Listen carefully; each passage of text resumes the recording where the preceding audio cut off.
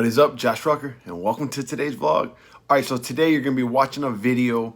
Stan Efferding goes over what supplements and what kind of foods are good for you to help you be healthy, help you lose weight, gain muscle, whatever goal you're trying to achieve.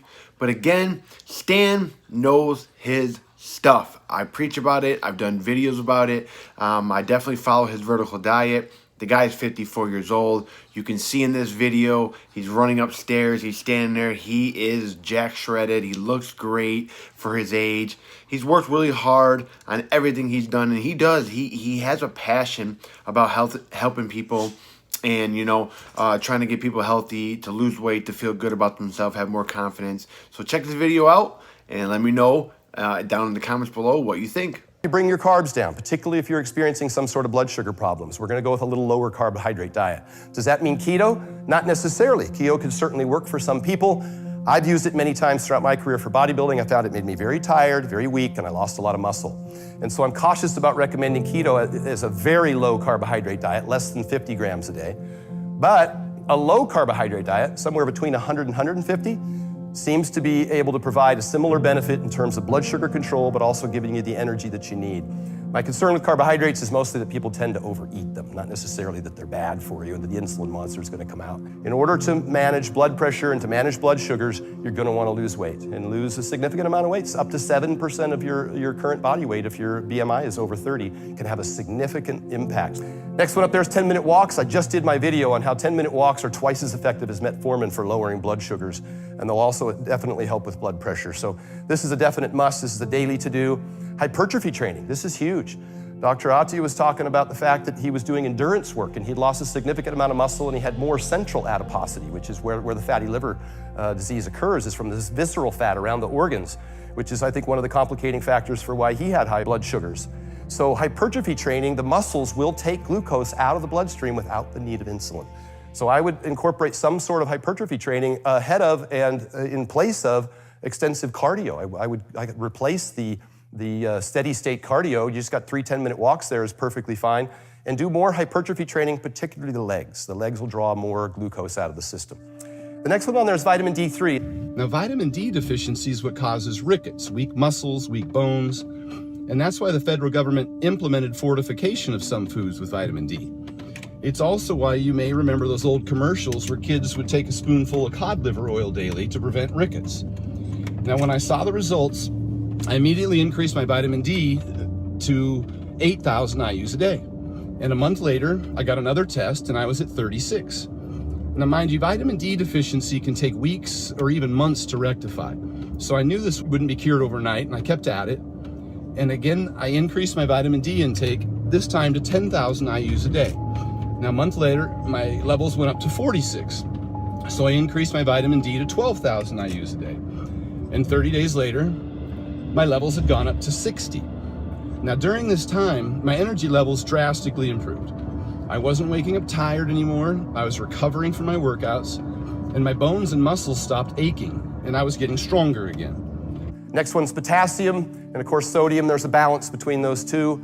This is going to help with blood pressure. Also helps with blood sugars. Potassium binds to glucose to form glycogen. Getting 4,700 milligrams a day is kind of hard to do. I did a video on that as well, and that's something that you should focus on.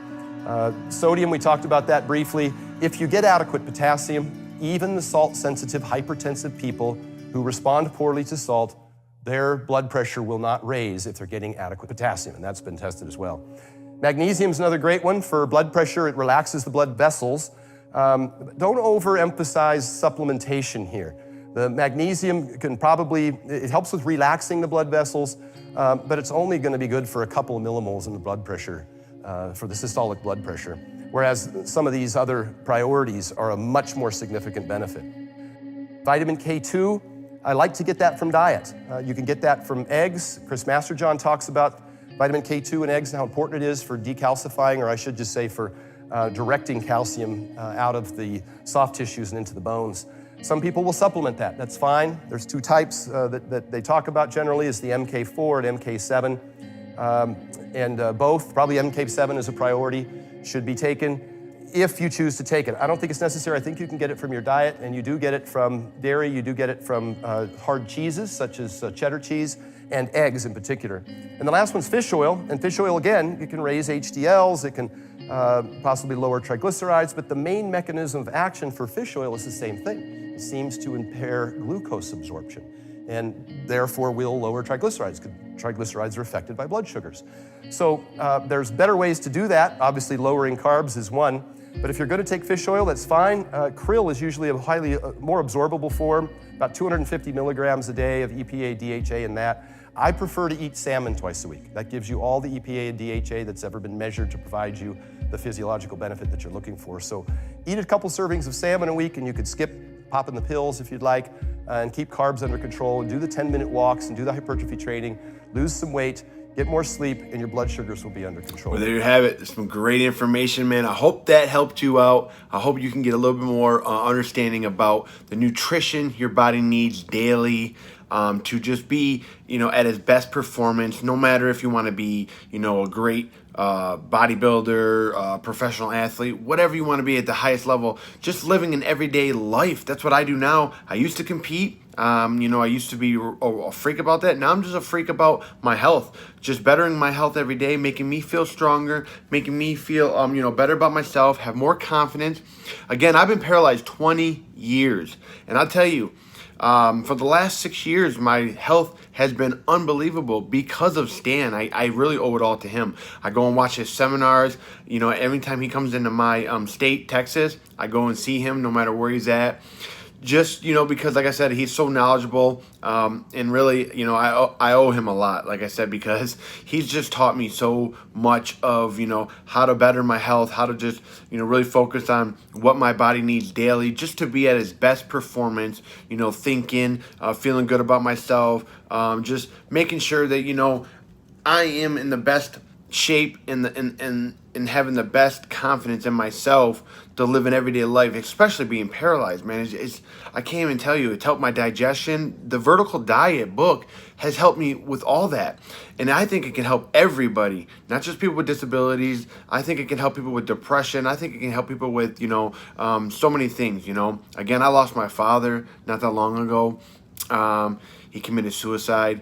He was obesity, overweight his whole life, and I know it's hard. I know it's a challenge, and this is why I have a passion in exercise and nutrition, and I'm trying to just better everybody else's life and teach them. Again, it's a struggle for everybody, but you got to work hard at it every day, and just keep going. And I believe this is something that, that's just so. I just have such a passion about it because of my father, my family, and stuff. So, and especially myself and my own self, being paralyzed, half my body don't work. So I push every day just to work out. So I show these videos on YouTube just to try to, show people, like, listen, if I can do it, you can do it. It's hard for everybody, so I show you in my situation. Some days I'm not motivated, but again, I just keep reminding myself, that I'm just trying to live the best life I can and try to help everybody in my way, or anybody that in my, just anybody out there, just to live the best life they can. Again, thank you guys so much for checking me out. I hope this video you like, and if you do, give it a like, give it a subscribe. I appreciate you guys, and I'll see you guys in the next vlog. Boom!